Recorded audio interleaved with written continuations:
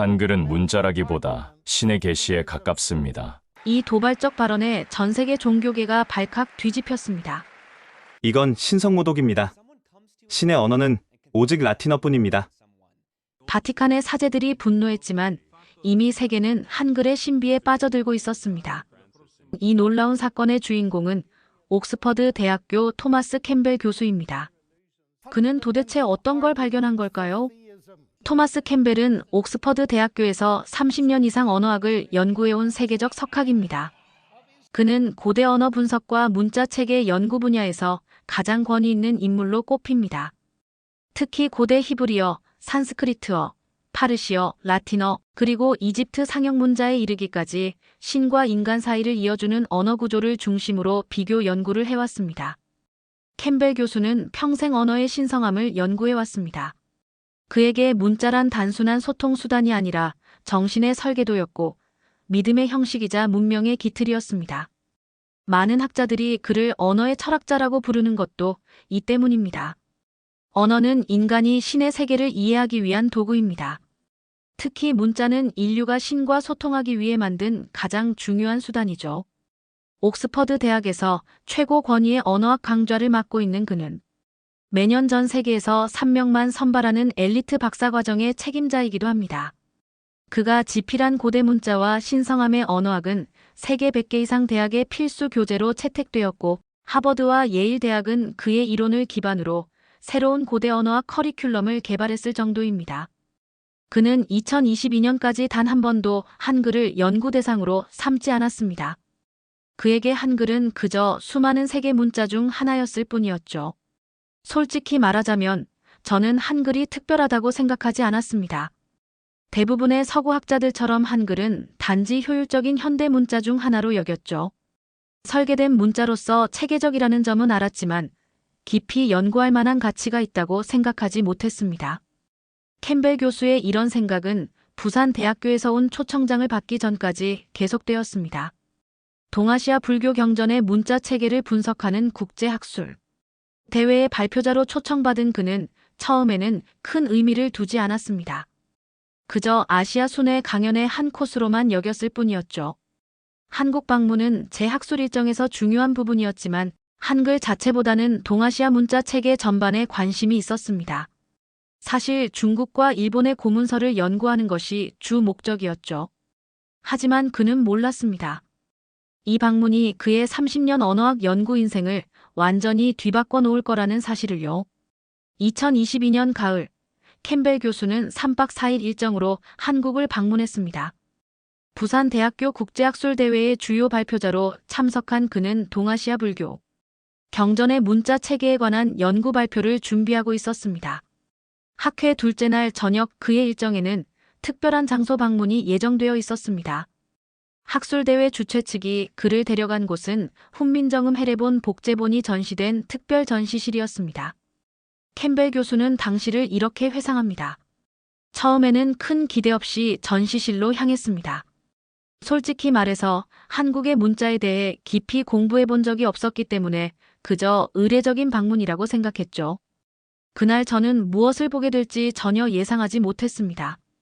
조용한 전시실 안으로 들어선 캠벨 교수의 눈에 들어온 것은 특별 조명 아래 놓인 한 권의 고서였습니다. 그것은 훈민정음 해례본의 정교한 복제본이었습니다. 나라의 말씀이 중국과 달라 백성들이 쉽게 익히도록 하려 하노라.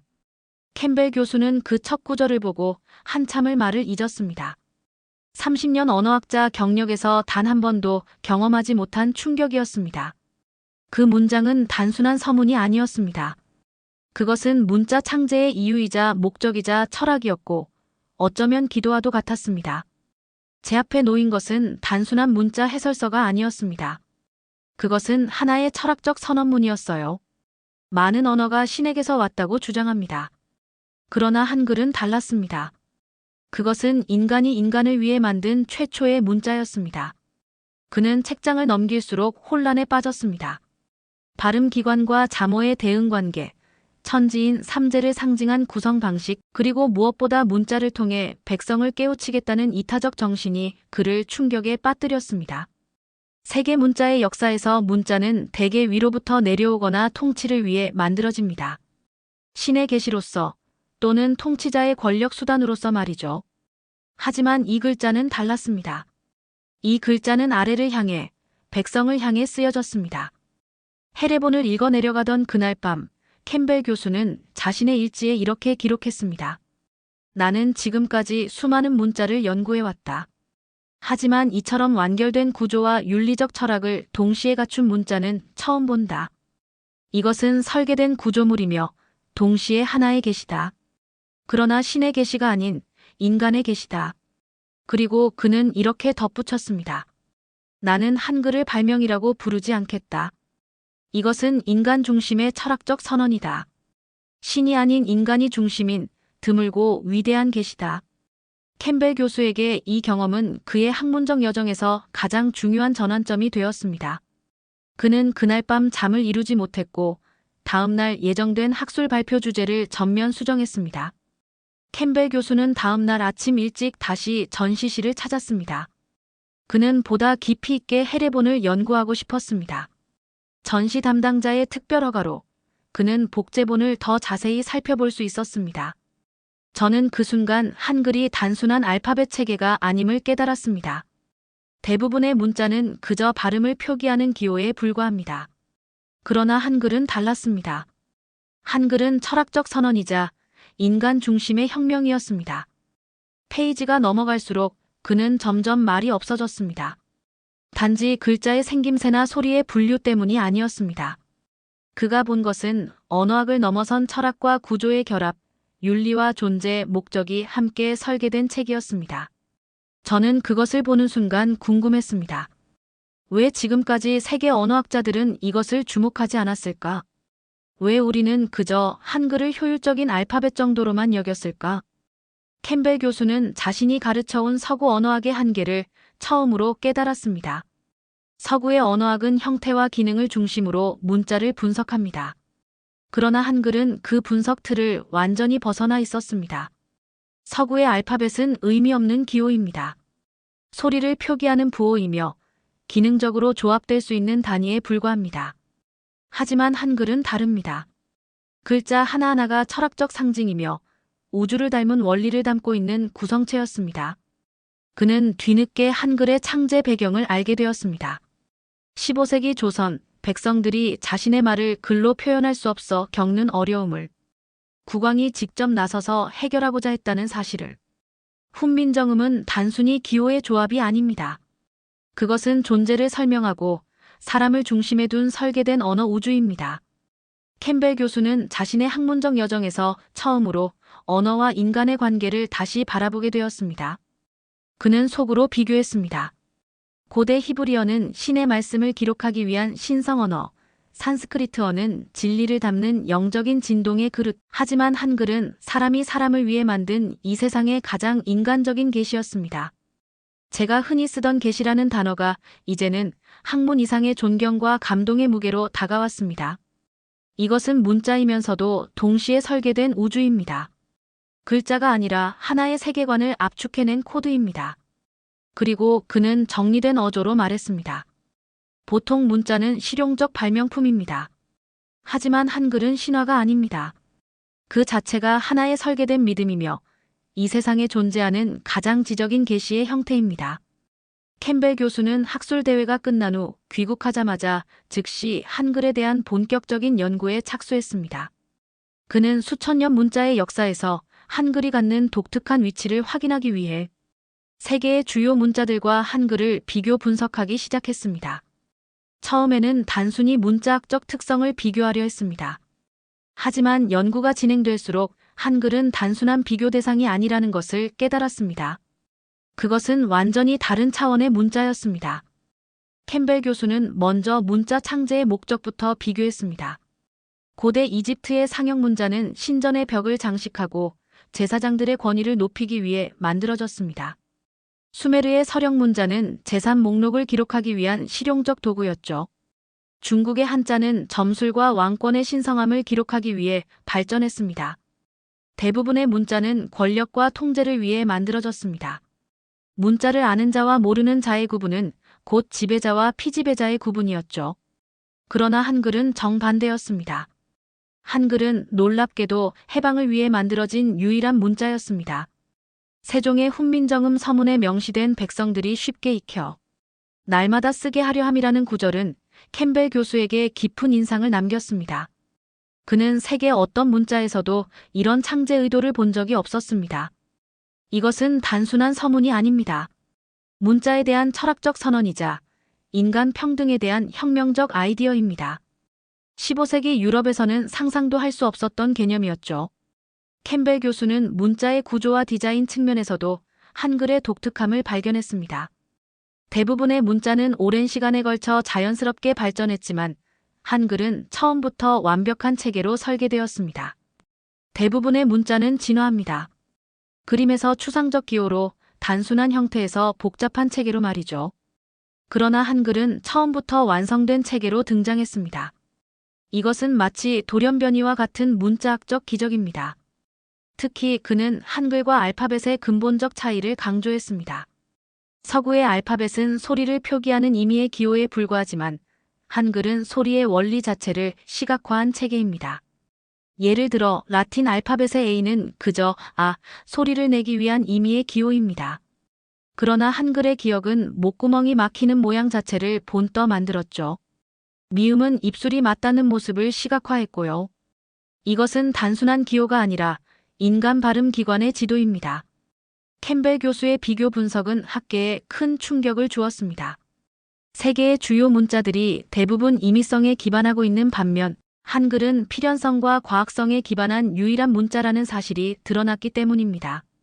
문자학에서 가장 중요한 원칙 중 하나는 기호의 임의성입니다. 소리와 기호 사이에는 필연적 연관성이 없다는 것이죠. 그러나 한글은 이 원칙을 완전히 뒤집었습니다. 한글에서는 소리와 기호가 필연적으로 연결되어 있습니다. 이것은 언어학의 패러다임을 완전히 바꾸는 발견입니다. 그의 연구 결과는 곧 세계적인 학술지 언어학 리뷰의 한글 인류 최초의 과학적 계시라는 제목으로 게재되었고 언어학계에 큰 파장을 일으켰습니다. 캠벨 교수가 가장 먼저 주목한 것은 자음과 모음이 만들어지는 원리, 즉 인체의 발음 기관과 글자의 형상이 정확히 대응된다는 점이었습니다. 기역은 혓뿌리가 목구멍을 막는 모양, 미음은 입술이 맞닿는 형상, 시옷은 이 사이를 스치는 소리. 이 모든 글자가 단순히 소리를 표기하는 것이 아니라 소리나는 방식 자체를 시각화한 구조였습니다.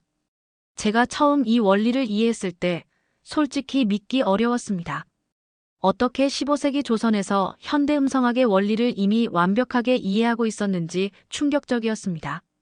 이것은 단순한 문자가 아니라 인간의 발성 구조에 대한 정확한 과학적 지도입니다. 캠벨 교수는 자신의 연구실에서 한글 자모 하나하나를 음성학적 관점에서 분석했습니다. 그는 최신 MRI 기술을 활용해 한글의 각 자음을 발음할 때 성대와 입안의 움직임을 관찰했습니다. 결과는 놀라웠습니다. 한글 자모의 모양과 실제 발음 기관의 형태는 거의 99% 일치했습니다. 이것은 단순한 우연이 아닙니다. 세종과 지편전 학자들이 발음의 메커니즘을 정확히 이해하고 있었다는 증거입니다. 특히 그는 한글의 자음이 조음 위치, 즉 발음이 이루어지는 위치에 따라 체계적으로 분류되었다는 점에 주목했습니다. 기역, 키읔은 목구멍에서, 니은, 디귿, 티읕은 혀끝으로, 미음, 비읍, 피읍은 입술로 소리를 냅니다. 이런 체계적 분류는 18세기 이후 서구에서 발전한 현대 음성학의 원리와 정확히 일치합니다. 세종은 그보다 300년 이상 앞서 이 원리를 발견했던 것입니다. 캠벨 교수는 다시 충격을 받았습니다. 이건 단순한 문자 표기 체계가 아닙니다. 소리를 이해하는 수준이 아니라 소리를 설계한 구조입니다. 이것은 세계 문자사에서 전례가 없는 일입니다. 더 놀라운 건 모음 체계였습니다. 하늘을 뜻하는 점, 사람을 나타내는 세로선, 땅을 의미하는 가로선, 이 세 가지 기호가 모여 세상을 구성하는 기본 단위를 표현하고 그 조합을 통해 모든 모음을 만들어냈다는 발상이 그를 감동시켰습니다. 이것은 더 이상 글자가 아니었습니다. 존재의 원리를 문자로 번역한 철학적 압축이자 누구나 배워야 한다는 민중 중심의 윤리적 선언이었습니다. 한글의 자모 하나하나는 단순한 소리가 아니라 우주의 원리를 담고 있었습니다. 캠벨 교수는 한글의 이러한 과학적 특성을 현대 음성학의 관점에서 재해석한 논문을 발표했습니다. 그의 논문 한글 15세기의 현대 음성학은 미국 언어학회 최고 업적상을 수상했고 전 세계 음성학자들의 주목을 받았습니다. 한글은 단순한 철자 체계가 아니라 인간 발음의 과학적 지도입니다. 세종은 단순히 문자를 만든 것이 아니라 인간의 말소리에 대한 과학적 이해를 시각적으로 완벽하게 구현해냈습니다. 이것은 문자의 발명을 넘어선 과학적 혁명이었습니다. 그리고 그는 덧붙였습니다. 세계 어느 문자도 이런 수준의 과학적 정확성을 갖추고 있지 않습니다. 한글은 그 자체로 음성학 교과서입니다.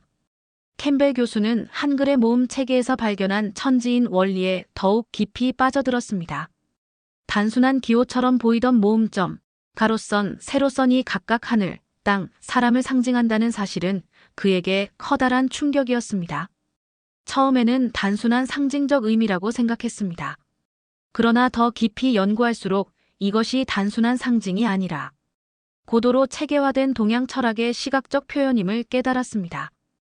캠벨 교수는 한글의 모음 체계가 동양의 음양오행 철학과 밀접하게 연결되어 있다는 사실을 발견했습니다. 둥근 점은 양을, 수평선은 음을 나타냅니다.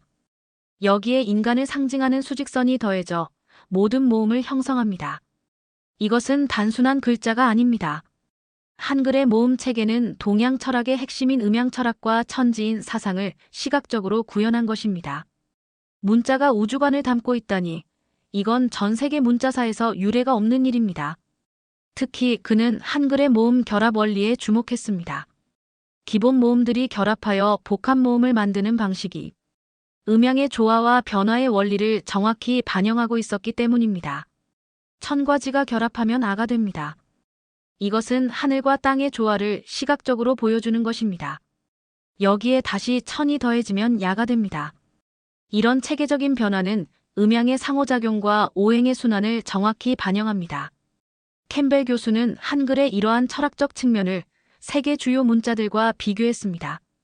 그 결과 한글만큼 철학적 깊이와 과학적 정확성을 동시에 갖춘 문자는 없다는 결론에 도달했습니다.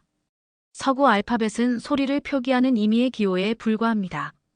히브리어나 아랍어는 신성한 의미를 담고 있지만 그것은 주로 종교적 맥락에 국한됩니다. 그러나 한글은 우주의 원리와 인간의 위치를 정확히 반영한 철학적 시스템입니다. 캠벨 교수의 이러한 발견은 동서양 철학의 비교 연구에도 새로운 시각을 제공했습니다. 그는 한글을 통해 서구의 이원론적 세계관과 동양의 조화로운 세계관 사이의 차이를 더욱 명확히 이해할 수 있었습니다. 서구의 알파벳은 개별 기호들의 단순한 집합입니다. 각 글자는 독립적으로 존재하며 서로 간의 의미적 연관성이 없습니다. 그러나 한글은 전체론적 시스템입니다. 모든 글자는 서로 유기적으로 연결되어 있으며 우주의 조화로운 질서를 반영합니다. 캠벨 교수는 한글의 천지인 원리를 현대 언어학의 관점에서 재해석한 새로운 연구를 시작했습니다. 그는 한글이 단순한 문자를 넘어 인간과 우주의 관계에 대한 깊은 이해를 담고 있다고 주장했습니다. 한글은 언어가 아니라 세계관입니다. 글자가 아니라 하나의 설계된 우주입니다. 그것은 인간이 세계를 인식하는 방식 자체를 바꾸는 혁명적인 발상이었습니다. 캠벨 교수는 속으로 생각했습니다. 이 문자는 인간의 편의를 넘어서 있다. 이건 오히려 인간 그 자체를 위한 존재다. 그리고 그는 더 넓은 관점에서 세계 문자의 역사를 떠올렸습니다. 고대 수메르 문자는 제사와 왕권, 즉 신과 권력을 위한 문서의 도구였습니다. 읽고 쓸 수 있는 사람은 제사장뿐이었고 문자는 통제의 수단이었습니다. 라틴 문자는 로마 귀족들만의 언어였습니다. 지배계급이 지식을 독점하고 기록으로 신분을 나누는 데 쓰였죠. 문자의 역사는 곧 권력의 역사입니다. 5,000년 동안 인류의 문자는 소수의 특권층이 다수를 통제하기 위한 도구였습니다. 그러나 한글은 달랐습니다. 그것은 가장 늦게 태어난 문자였지만 가장 평등을 꿈꾼 문자였습니다. 그 시작부터 철저히 백성을 위한 것, 소수의 특권이 아니라 모두의 권리를 위한 것이었습니다. 수천 년 동안 인류는 문자를 통해 권력을 만들었습니다. 하지만 한글은 권력이 아니라 백성을 위해 만들어졌습니다. 이것은 문자의 역사에서 혁명적인 전환점입니다. 캠벨 교수는 세계 주요 문자 체계의 연대표를 작성하여 한글의 특별한 위치를 시각화했습니다.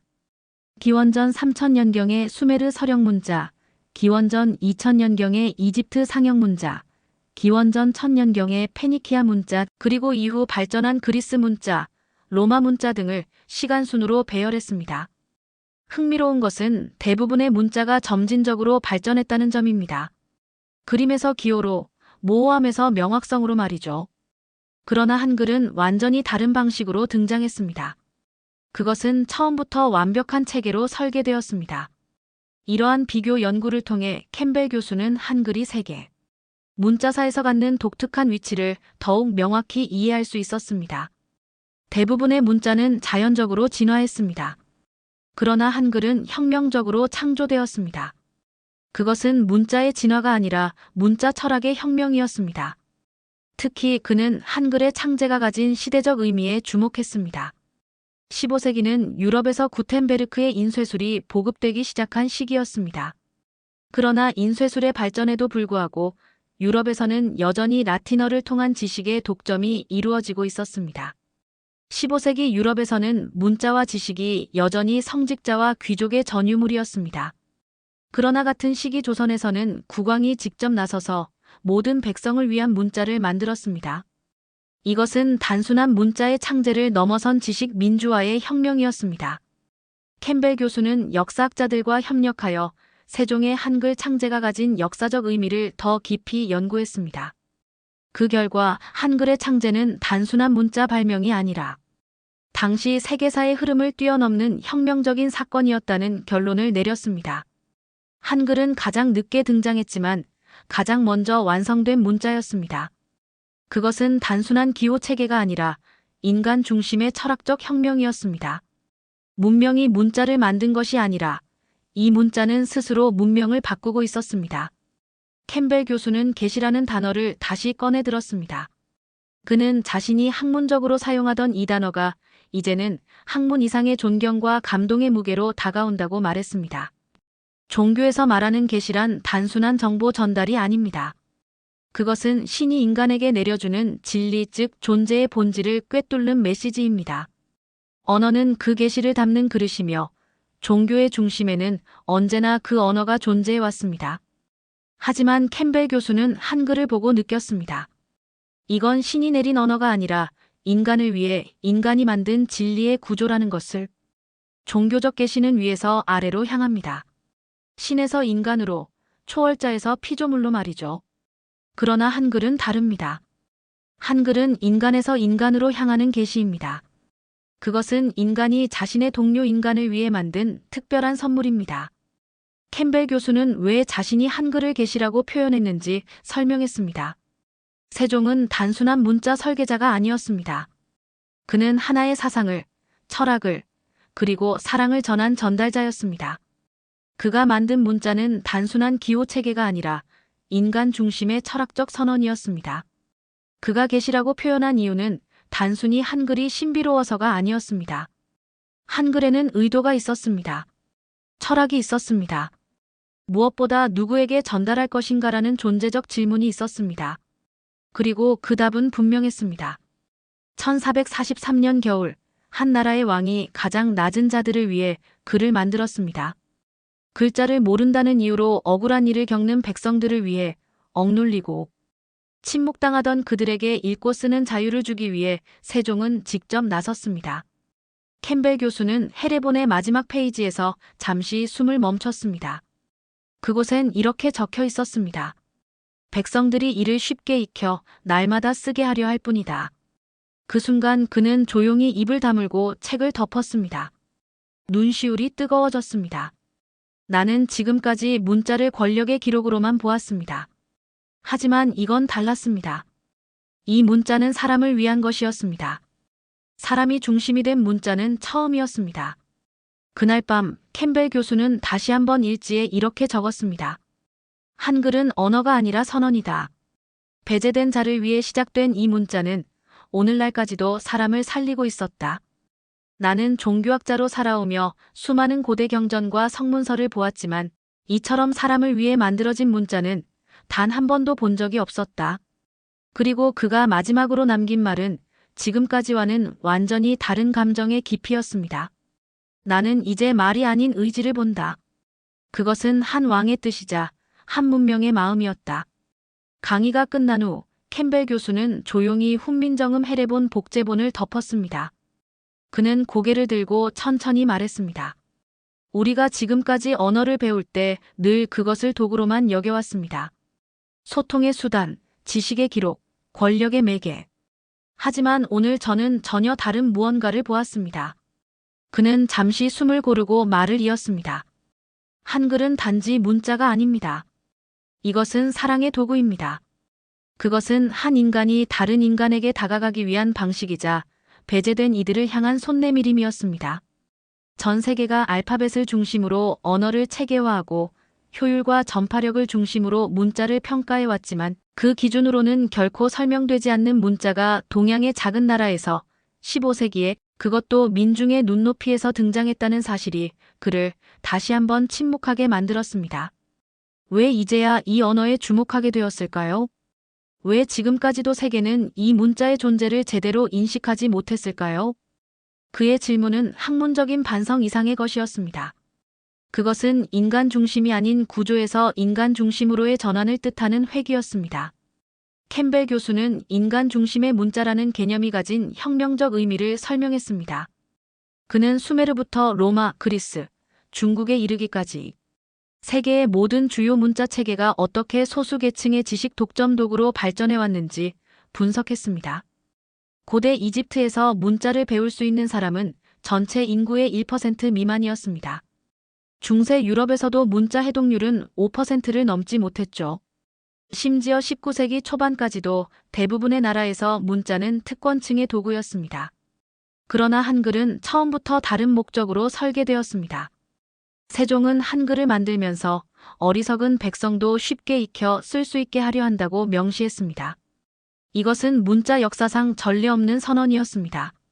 세종은 문자의 주인이 누구인지 명확히 했습니다.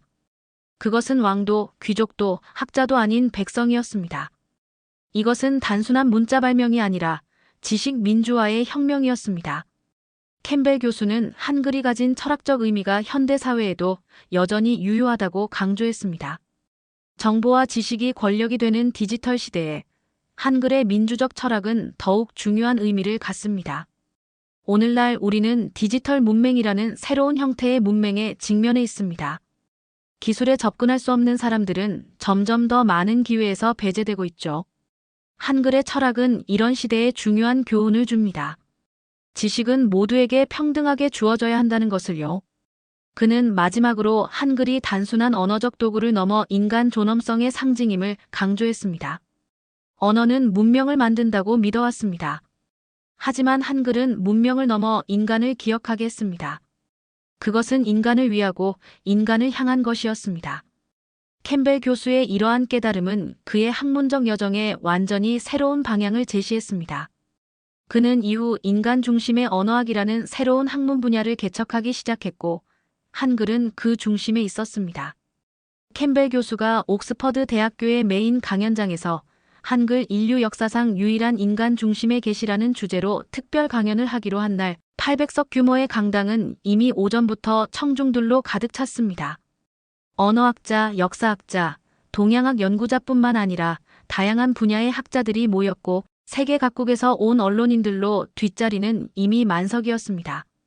강연이 시작되기 전 로비에서는 작은 소동이 일어났습니다. 중국 베이징 대학에서 온 대표단이 강연 취소를 요구하고 있었기 때문입니다. 이것은 학문적 사실을 왜곡하는 행위입니다. 한자가 동아시아 문자의 기원인데 어떻게 후발 문자인 한글을 이토록 과대평가할 수 있습니까? 그러나 행사 주최 측은 학문의 자유를 이유로 이러한 요구를 거절했고 강연은 예정대로 진행되었습니다. 중국 대표단은 항의의 뜻으로 강연장 맨 앞줄에 앉아 냉랭한 표정을 유지했습니다. 오후 3시 정각 캠벨 교수가 단상에 올랐습니다. 그는 먼저 한글의 창제 배경과 세종의 철학적 의도에 대해 설명했습니다. 그리고 전통적인 언어학적 관점에서 벗어나 한글을 인류 역사의 중요한 철학적 문서로 재해석했습니다. 한글은 단순한 문자가 아닙니다. 그것은 인간 존엄성에 대한 철학적 선언입니다. 지식이 특권이 아닌 모두의 권리라는 혁명적 사상의 시각적 표현이죠. 청중들이 숨을 죽이고 듣는 가운데 캠벨 교수는 한글의 자모가 담고 있는 과학적 원리와 철학적 의미를 차례로 설명했습니다. 특히 그는 한글이 단순한 소리 기호가 아니라 인간의 발음 기관과 우주의 원리를 정확하게 반영한 체계라는 점을 강조했습니다. 세계 어느 문자도 한글처럼 인간의 말소리와 우주의 원리를 완벽하게 시각화하지 못했습니다. 이것은 15세기에 이루어진 과학적 기적입니다. 강연장은 완전한 침묵에 휩싸였습니다. 중국 대표단의 반발은 예상했지만 그들조차 캠벨 교수의 논리적이고 체계적인 분석 앞에서는 반박하기 어려웠습니다. 캠벨 교수가 한글과 다른 문자 체계를 비교하는 부분에 이르렀을 때 강연장의 긴장감은 최고조에 달했습니다. 고대 수메르의 서령 문자부터 이집트의 상형 문자, 중국의 한자, 로마의 알파벳까지 모든 문자는 권력의 수단이었습니다. 읽고 쓸 수 있는 자와 없는 자를 구분함으로써 사회적 계층을, 권력 구조를 공고히 했습니다. 그는 잠시 청중들을 바라보았습니다. 그러나 한글은 달랐습니다. 한글은 역사상 최초로 읽고 쓸 권리를 모든 사람에게 주기 위해 설계된 문자입니다. 이것은 단순한 발명이 아니라 인류 역사의 근본적인 방향 전환이었습니다. 그의 발언에 중국 대표단 중 한 명이 자리에서 벌떡 일어나 항의하려 했지만 주변 청중들의 제지로 다시 자리에 앉았습니다. 캠벨 교수는 계속해서 한글의 창제가 가진 역사적 의미를 설명했습니다. 15세기 유럽에서 구텐베르크가 인쇄술을 발명했을 때 그것은 소수의 엘리트를 위한 것이었습니다. 같은 시기 조선에서는 국왕이 직접 나서서 모든 백성을 위한 문자를 만들었습니다. 이것은 민주주의의 역사에서 혁명적인 사건입니다. 이어서 그는 한글이 단순한 언어적 도구를 넘어 인간 존엄성의 상징임을 강조했습니다. 저는 한글을 인류가 만든 유일한 계시라고 부릅니다. 종교적 의미가 아닌 철학적 의미에서의 계시입니다. 그것은 인간이 인간을 위해 만든 가장 숭고한 선물입니다. 강연이 끝나고 질의응답 시간이 시작되었습니다. 첫 번째 질문자는 베이징 대학의 왕 교수였습니다. 캠벨 교수님, 당신은 한글을 과대평가하고 있습니다. 한자는 3000년 이상의 역사를 가진 동아시아의 위대한 문화유산입니다. 한글은 한자의 영향 없이는 존재할 수 없었을 것입니다. 캠벨 교수는 공손하게 대답했습니다. 왕 교수님, 한자의 역사적 가치와 문화적 중요성을 부정하는 것이 아닙니다. 제가 강조하는 것은 한글의 창제 목적과 철학입니다. 한자가 상층부의 문화적 연속성을 위해 발전했다면 한글은 모든 계층의 지식 접근성을 위해 만들어졌습니다. 이것은 근본적으로 다른 출발점입니다. 그의 대답에 강연장은 다시 한번 침묵에 빠졌습니다. 왕 교수는 더 이상 반박하지 못했고 중국 대표단은 잠시 후 자리를 떠났습니다. 강연이 끝난 후 많은 학자들이 캠벨 교수에게 다가와 추가 질문을 던졌습니다. 특히 언어학자들은 한글의 과학적 체계에 깊은 관심을 보였고 철학자들은 한글에 담긴 동양 철학의 원리에 주목했습니다. 옥스퍼드 대학의 역사학 교수 제임스 윌슨은 이렇게 말했습니다. 캠벨 교수님의 강연은 언어와 권력의 관계에 대한 우리의 이해를 완전히 바꿔놓았습니다. 한글이 단순한 문자가 아닌 사회적 해방의 도구로서 창제되었다는 시각은 문화사 연구의 새로운 지평을 열어줍니다. 옥스퍼드 강연이 끝난 지 48시간도 채 지나지 않아 캠벨 교수의 발언은 언어학계와 학술 커뮤니티를 뒤흔드는 거대한 파도가 되었습니다. 한글 인류 역사상 유일한 계시라는 그의 선언은 세계 주요 학술지와 언론의 헤드라인을 장식했고 소셜미디어에서는 관련 해시태그가 순식간에 전 세계 트렌드에 올랐습니다. 옥스퍼드 교수, 한글을 인류의 계시라 주장. 세계 최고 언어학자의 충격적 한글 예찬. 동양과 서양의 문자 전쟁. 한글이 승리자. 학계의 반응은 그야말로 폭발적이었습니다. 미국 하버드 대학의 언어학과 교수들은 긴급 학술 세미나를 개최했고 프랑스 소르본 대학에서는 한글의 철학적 의미를 주제로 한 특별 컨퍼런스가 열렸습니다. 독일 막스 플랑크 언어학 연구소는 사상 최초로 한글 전문 연구팀을 구성한다고 발표했습니다. 그러나 모든 반응이 긍정적인 것은 아니었습니다. 중국 베이징 대학의 언어학자 류징페이 교수는 강력하게 반발했습니다. 캠벨 교수의 주장은 학문적 객관성을 완전히 상실한 것입니다. 한자는 5,000년의 역사를 가진 동아시아 문명의 근간이며 한글은 그 영향 하에 만들어진 후발 문자에 불과합니다. 베이징 대학 언어역사학부는 공식 성명을 통해 서구 중심적 시각에서 벗어나 동아시아 문자 체계의 맥락에서 한글을 평가해야 한다고 주장했습니다.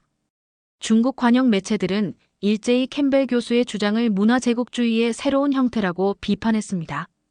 일본의 반응도 냉담했습니다.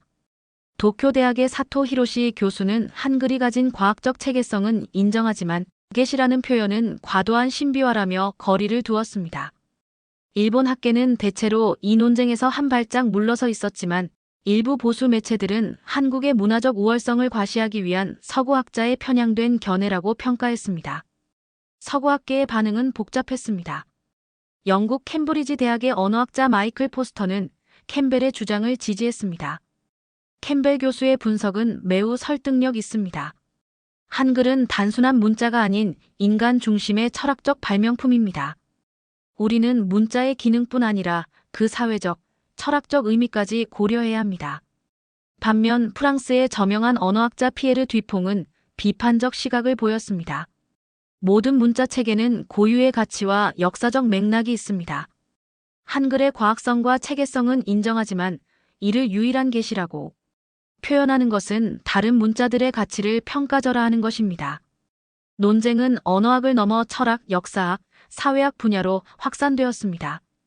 특히 캠벨 교수가 강조한 인간 존엄성과 지식 민주화라는 측면은 인문학자들의 큰 관심을 끌었습니다. 미국 프린스턴 대학의 철학자 제니퍼 강은 이렇게 평가했습니다. 한글은 단순한 커뮤니케이션 도구가 아닌 철학적 혁명이었습니다. 세종은 문자를 통해 민주주의의 근본 원칙을 구현했던 것입니다. 이런 격렬한 논쟁 속에서도 캠벨 교수는 여러 학술지와 인터뷰를 통해 자신의 입장을 차분히 설명했습니다. 제가 한글을 계시라고 표현한 것은 종교적 의미가 아닌 철학적 의미에서입니다. 그것은 인간이 인간을 위해 만든 가장 귀중한 선물, 즉 평등한 지식 접근권에 대한 선언입니다. 이것이 어떻게 동양과 서양의 대립으로 해석되는지 이해할 수 없습니다. 한글은 인류 공통의 문화유산입니다. 그의 차분한 설명에도 불구하고 논쟁은 더욱 격화되었습니다. 소셜미디어에서는 샵 한글 게시론, 샵 문자 전쟁과 같은 해시태그가 급속도로 퍼져나갔고 전 세계 주요 대학의 언어학과에서는 한글의 철학적, 사회적 의미에 대한 토론회가 잇따라 열렸습니다. 이런 논쟁의 열기 속에서 타임즈 고등교육은 한글 논쟁이 서구 중심적 언어학의 패러다임에 균열을 가져왔다며 특집 기사를 실었습니다. 기사는 이제 문자를 단순한 소통 도구가 아닌 사회적, 철학적 맥락에서 재평가해야 할 시점이라고 강조했습니다. 캠벨 교수의 주장은 학술계뿐만 아니라 일반 대중에게도 큰 관심을 불러일으켰습니다. 유튜브에는 한글은 왜 특별한가? 라는 제목의 영상들이 급증했고 비언어학 전공자들도 한글의 원리와 역사에 관심을 갖기 시작했습니다. 이러한 관심은 실제 한글 학습으로도 이어졌습니다. 세계 각국의 한국문화원에서는 한글 강좌 신청이 급증했고 유럽과 미국의 주요 대학에서는 한국어 강좌가 사상 최대 수강생을 기록했습니다. 한글 논쟁은 이제 단순한 학술적 논쟁을 넘어 문화적 현상이 되어가고 있었습니다.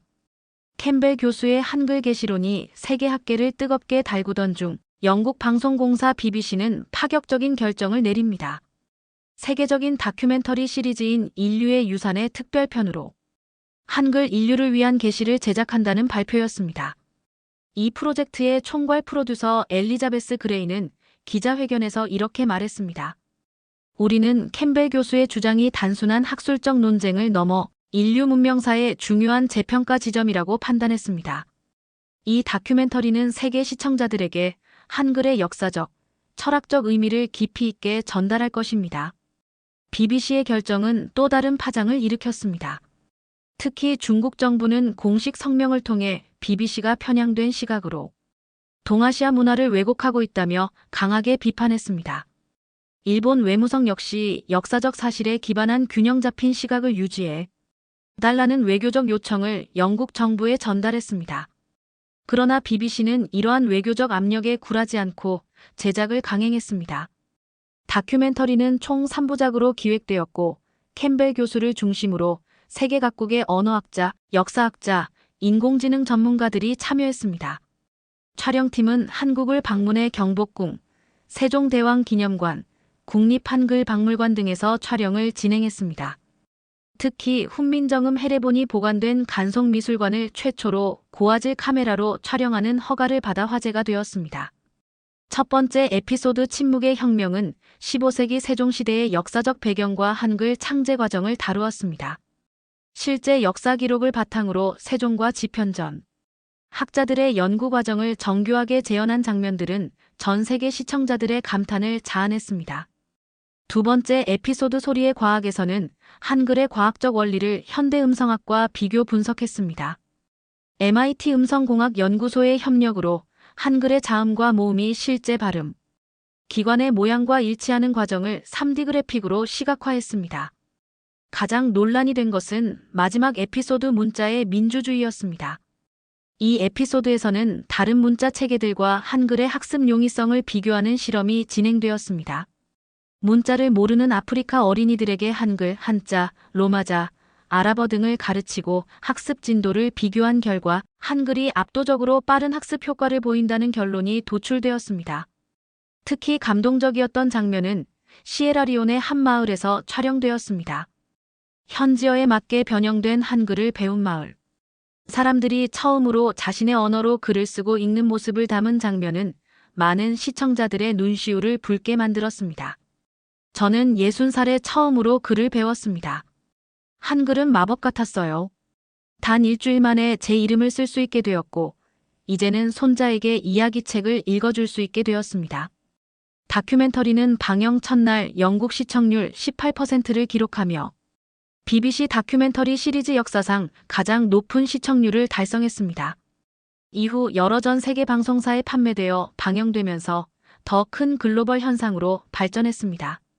일부 국가에서 방영된 버전에는 특별히 추가된 내용도 있었습니다. 한글을 활용한 시각장애인용 점자 시스템, 언어장애가 있는 어린이들을 위한 교육도구, 그리고 인공지능의 언어 학습 알고리즘에 한글의 원리를 적용한 최신 연구 등이 포함되었습니다.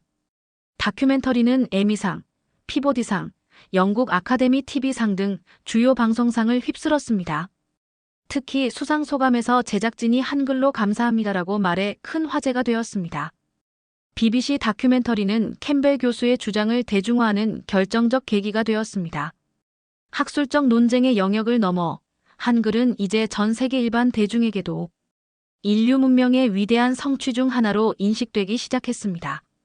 BBC 다큐멘터리의 성공적인 방영 이후 세계 각국의 학자들이 앞다투어 한글 연구에 뛰어들었습니다. 이제 한글은 단순한 문자 체계를 넘어 다양한 학문 분야의 연구 대상이 되었습니다. 미국 예일 대학교는 한글학 연구소를 설립하고 첫 프로젝트로 한글의 철학적 원리를 현대 정보 이론에 적용하는 연구를 시작했습니다. 연구소장 제임스 윌슨 교수는 기자회견에서 이렇게 말했습니다. 한글은 15세기에 만들어졌지만 그 설계 원리는 21세기 정보화 시대에도 여전히 혁신적입니다. 우리는 한글의 체계적 구조가 현대 데이터 압축 알고리즘과 놀라운 유사성을 발견했습니다. 독일 베를린 자유대학에서는 언어학과 인지과학자들이 공동으로 한글인지 프로젝트를 발족했습니다. 이 프로젝트는 한글을 배우는 과정에서 뇌의 활성화 패턴을 연구하는 것으로 초기 결과는 매우 흥미로웠습니다. 한글을 학습할 때 뇌의 언어 영역과 시각 처리 영역이 다른 문자 체계보다 더 효율적으로 연결됩니다. 이는 한글의 과학적 설계가 인간 뇌의 정보 처리 방식과 조화를 이루기 때문입니다. 러시아 모스크바 국립언어대학교에서는 키릴 문자와 한글의 비교 연구가 시작되었습니다. 안나 페트로바 교수팀은 두 문자 체계의 역사적 맥락과 사회적 영향력을 비교 분석했습니다. 키릴 문자와 한글은 모두 민족의 문화적 정체성을 강화하는 역할을 했습니다. 그러나 한글은 처음부터 대중적 문해력 향상이라는 명확한 사회적 목표를 가지고 있었다는 점에서 독특합니다. 아프리카에서도 한글에 대한 관심이 급증했습니다. 남아프리카 공화국의 케이프타운 대학은 아프리카 언어와 한글 프로젝트를 시작했습니다. 이 프로젝트는 문자가 없는 아프리카 소수 언어들을 한글 원리를 활용해 표기하는 연구였습니다. 클리금과 같은 복잡한 발음을 가진 아프리카 언어들을 기존 라틴 문자로 표기하는 것은 매우 어렵습니다. 그러나 한글의 과학적 원리를 응용하면 이러한 소리들을 정확하게 기록할 수 있는 가능성이 열립니다. 아랍권에서는 카이로 대학의 언어학자들이 아랍어, 자음의 풍부한 변이형을 한글식 체계로 재구성하는 실험을 진행했습니다.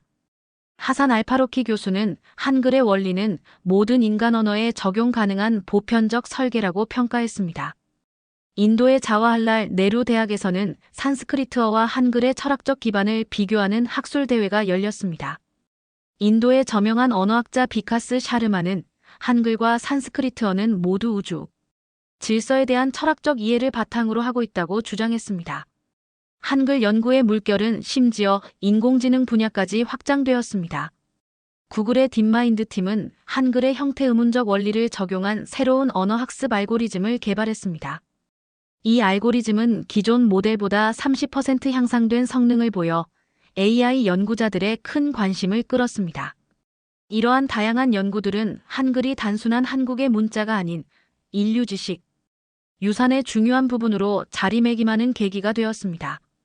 한글에 대한 세계적 관심이 커지면서 이제 한글은 단순한 문자 체계를 넘어 하나의 사상적 체계로 재평가되기 시작했습니다. 특히 최근 들어 환경위기, 기술 불평등, 정보, 격차와 같은 글로벌 이슈가 부각되면서 한글이 담고 있는 철학적 가치는 현대 사회에 더욱 중요한 메시지를 던지고 있었습니다. 그 중심에는 여전히 토마스 캠벨 교수가 있었습니다. 그는 세계 주요 대학과 국제기구를 돌며 한글 사상이라는 개념을 전파하고 있었습니다. 유엔 교육문화기구 본부에서 열린 문화적 평등과 지속가능한 발전 포럼에서 캠벨 교수는 이렇게 발표했습니다. 한글이 15세기에 구현한 핵심 가치는 지식 접근성의 민주화입니다. 이는 오늘날 우리가 직면한 디지털 격차, 교육 불평등 문제에 중요한 시사점을 줍니다. 세종의 비전은 단순히 새로운 문자를 만드는 것이 아니라 모든 사람이 지식에 평등하게 접근할 수 있는 세상을 만드는 것이었습니다. 세계경제포럼에서는 한글 원리라는 새로운 개념이 경영 철학으로 소개되었습니다. 단순성, 체계성, 사용자 중심 설계, 보편적 접근성이라는 네 가지 원칙은 기업들의 새로운 디자인 철학으로 주목받았습니다. 애플의 수석 디자이너 제이슨 리는 이렇게 말했습니다. 애플의 디자인 철학과 한글의 창제 원리는 놀라울 정도로 유사합니다. 복잡한 기술을 누구나 쉽게 사용할 수 있도록 단순화하는 것, 그것이 진정한 혁신입니다. 세종대왕은 15세기의 스티브 잡스였던 것 같습니다. 국제교육계에서도 한글 모델은 문맹 퇴치와 교육 혁신의 새로운 패러다임으로 자리 잡았습니다. 하버드 교육대학원의 글로벌 문해력 프로젝트는 한글의 교육적 원리를 적용한 새로운 문해력 교육 방법론을 개발했습니다. 한글이 가진 가장 중요한 교훈은 학습자 중심의 설계입니다. 세종은 학자들이 아닌 일반 백성들이 쉽게 배울 수 있는 문자를 만들었습니다. 이것이 바로 현대 교육이 나아가야 할 방향입니다. 철학계에서는 한글 사상이 동양 철학과 서양 실용주의의 독특한 결합으로 재해석되었습니다. 옥스퍼드 대학의 동양 철학 전문가 사라 톰슨 교수는 한글은 유교적 이상과 실용적 혁신이 완벽하게 조화된 사례라고 평가했습니다. 환경운동가들은 한글의 자연 철학적 측면에 주목했습니다. 천지인 원리를 현대 환경 윤리와 연결시킨 한글 생태학이라는 새로운 개념이 등장했습니다. 그린피스의 국제 캠페인에서는 세종의 천지인 철학은 인간과 자연의 조화로운 공존을 강조하는 생태적 지혜라는 메시지가 사용되었습니다. 디자인계에서는 한글의 조형적 아름다움이 재조명받았습니다. 뉴욕 현대미술관에서는 한글 기능과 미학의 조화라는 특별전이 개최되었고 세계적인 디자이너들이 한글에서 영감을 받은 작품들을 선보였습니다. 가장 놀라운 변화는 정치적 영역에서 일어났습니다. 유엔은 세종 이니셔티브라는 새로운 글로벌 교육 프로그램을 발표했습니다. 이 프로그램은 문맹률이 높은 개발도상국의 한글의 원리를 응용한 문자, 교육 시스템을 보급하는 것을 목표로 했습니다. 유엔 사무총장은 선언문에서 이렇게 말했습니다. 세종대왕의 비전은 15세기를 넘어 21세기에도 여전히 유효합니다. 지식 접근성의 평등이야말로 지속가능한 발전의 핵심입니다. 한글의 철학은 더 이상 한국만의 것이 아닌 인류 공동의 유산으로 재발견되고 있습니다. 이제 한글은 단순한 문자를 넘어 인류가 나아가야 할 방향을 제시하는 사상적 체계로 세계 속에 자리 잡게 되었습니다. 토마스 캠벨 교수가 옥스퍼드 대학교에서 마지막 공식 강연을 앞둔 날이었습니다. 그는 40년간의 언어학 연구 여정을 마무리하며 나의 학문적 여정, 한글을 만나기 전과 후라는 주제로 강연을 준비하고 있었습니다. 강연장은 이미 만석이었습니다. 세계 각국에서 모인 언어학자들과 학생들, 그리고 특별히 초청된 한국의 한글학회 회원들까지 모두가 그의 마지막 메시지를 듣기 위해 모였습니다. 토마스 캠벨은 단상에 올라 청중을 바라보며 깊은 숨을 들이마셨습니다. 그의 얼굴에는 긴 학문적 여정의 흔적이 깊게 패여 있었습니다. 저는 오늘 한 학자로서의 고백을 하려 합니다. 그의 목소리가 강연장에 울려 퍼졌습니다. 40년 전, 저는 서구 중심주의적 언어관을 가진 젊은 학자였습니다. 그리스 라틴 알파벳이 인류 문자의 정점이라고 믿었고, 다른 문자 체계는 그저 흥미로운 변형에 불과하다고 생각했습니다. 잠시 말을 멈춘 그는 청중을 천천히 둘러보았습니다. 그러나 한글을 만난 순간, 저는 평생 쌓아온 학문적 기반이 흔들리는 경험을 했습니다. 한글은 제가 알던 모든 문자 체계의 원리를 뒤집어 놓았습니다. 그는 스크린에 훈민정음 해례본의 이미지를 띄웠습니다. 보십시오. 이것은 단순한 문자 창제가 아닙니다. 이것은 언어의 본질에 대한 근본적인 질문, 인간 지식의 민주화에 대한 혁명적 선언문입니다. 토마스 캠벨은 자신이 지난 20년간 한글 연구에 몰두하며 겪었던 내적 변화를 솔직하게 털어놓았습니다. 한글을 연구하면서 저는 언어학자에서 철학자로, 분석가에서 통합자로 변화했습니다. 우리 서구 학문의 가장 큰 약점은 분석에는 뛰어나지만 통합적 관점이 부족하다는 것입니다. 한글은 저에게 그 통합적 관점을 가르쳐 주었습니다. 그는 또한 자신의 연구가 처음에는 많은 서구 학자들로부터 학문적 이단으로 취급받았던 순간들도 솔직하게 고백했습니다. 동료들은 제가 과학적 객관성을 잃었다고 비난했습니다. 하지만 저는 묻고 싶습니다. 진정한 학문적 객관성이란 무엇인가요? 선입견 없이 증거를 따라가는 것 아닌가요? 강연장에는 깊은 침묵이 감돌았습니다. 한글은 제 학문적 패러다임을 완전히 바꿔놓았습니다. 이제 저는 문자가 단순히 소리를 기록하는 도구가 아니라 우리가 세계를 인식하는 방식을 형성하는 철학적 체계임을 이해하게 되었습니다. 그의 시선이 한국에서 온 한글학회 회원들에게 향했습니다. 한글은 세종대왕 한 사람의 천재성에서 나온 것이 아닙니다. 그것은 한국의 집단 지성, 협업의 결과물입니다. 세종대왕과 집현전 학자들의 협력은 우리 현대 학문이 나아가야 할 이상적인 모델입니다.